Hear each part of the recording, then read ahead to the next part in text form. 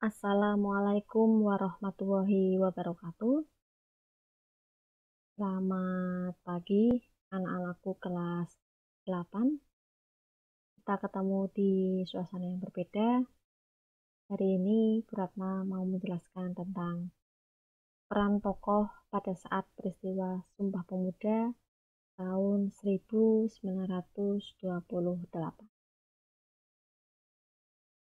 Tokoh yang pertama adalah Wage Rudolf Supratman. Lahir 19 Maret 1903 di Purworejo. Wafat tanggal 17 Agustus 1938 ketika beliau berusia 35 tahun.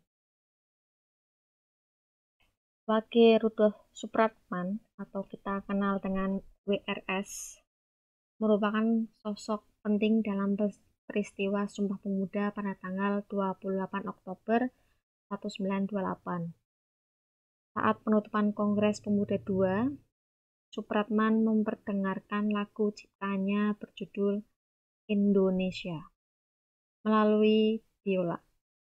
Semua peserta kongres yang hadir menyambut dengan luar biasa dan memberikan ucapan selamat. Hingga saat ini, lagu ciptaan Supratman berjudul Indonesia Raya menjadi lagu kebangsaan negara Indonesia.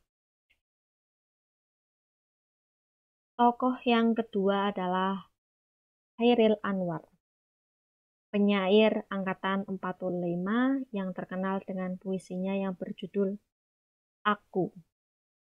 Berkat puisinya itu, ia memiliki julukan si binatang calang. Lahir di Medan 26 Juli 1922. Ia adalah putra mantan Bupati Indragiri Riau dan masih memiliki ikatan keluarga dengan Perdana Menteri pertama Indonesia yaitu Sultan Syahrir. Ia bersekolah di HIS dan kemudian melanjutkan di MULO. Chairil menguasai 3 bahasa, yaitu bahasa Inggris, Belanda, dan Jerman. Ia mulai mengenal dunia sastra di usia 19 tahun. Namanya mulai dikenal ketika tulisannya dimuat di majalah Nisan tahun 1942.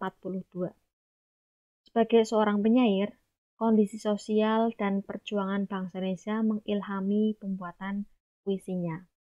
Chairil Anwar menciptakan karya yang sangat terkenal bahkan sampai saat ini seperti Karawang Bekasi dan Aku. Selanjutnya adalah tokoh yang ketiga, Walter Monginsidi, merupakan pahlawan nasional Indonesia yang ikut memperjuangkan kemerdekaan Indonesia. Beliau lahir di Manado 14 Februari 1925. Wafat di usia 24 tahun 5 September 1949. Semangat Walter muncul karena melihat penjajahan di bumi pertiwi yang tiada berkesudahan dan makin menjadi-jadi. Banyak pahlawan terhadap penjajah, banyak perlawanan terhadap penjajah yang dipimpin oleh Walter muda ini. Tanggal 28/1947, tepatnya di bulan Februari, ia ditangkap oleh bala tentara Belanda di sekolah SMP Nasional Makassar. Kemudian dia dipenjara dan kakinya dirantai dan dikurung di balik terali besi. Sebagai pemuda yang pantang menyerah dan memiliki semangat juang tinggi, ia tak lantas putus asa dan menyerah begitu saja. Sebagai pemuda yang pantang menyerah dan memiliki semangat juang yang tinggi, ia tak lantas putus asa dan menyerah begitu saja. Kemudian, tanggal 17 Oktober, dia berhasil melarikan diri dari penjajah melalui teropong asap dapur. Sayang sekali, Walter hanya bisa menghirup udara bebas selama 10 hari.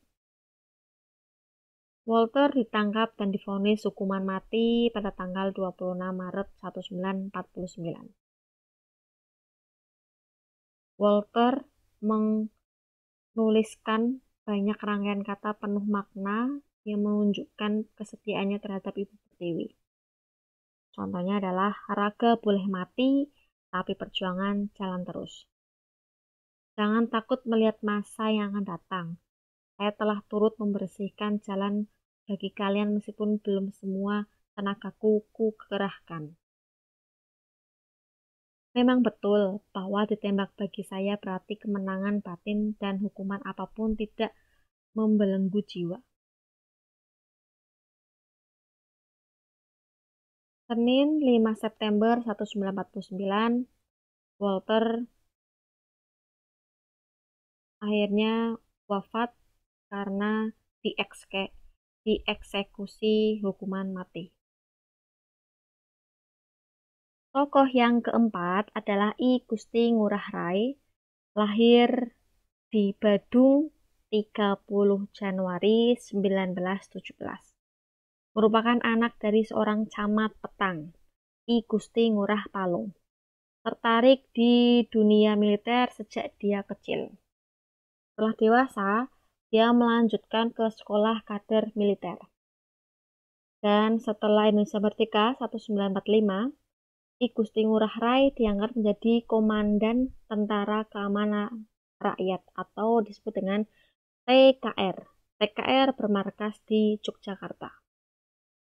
Kembali dari Yogyakarta dengan bantuan persenjataan, Ngurah Rai mendapati bahwa Belanda telah menduduki Bali dengan mempengaruhi raja-raja Bali. Bersama pasukan kecilnya, 18 November 1946, I Gusti Ngurah Rai menyerang Tabanan yang menghasilkan satu datasemen Belanda dengan persenjataan lengkap menyerah. Hal ini memicu Belanda untuk menyerang Ngurah Rai dan pasukannya. Pertahanan demi pertahanan yang dibentuk Ngurah Rai hancur hingga sampai pada pertahanan terakhir. Desa Margarana, Ngurah Rai dan pasukannya meninggal semua. Perang ini disebut dengan Perang Puputan Margarana karena sebelum gugur, Ngurah Rai sempat meneriakkan kata Puputan yang berarti perang habis-habisan. Peristiwa ini terjadi tanggal 20 November 1946.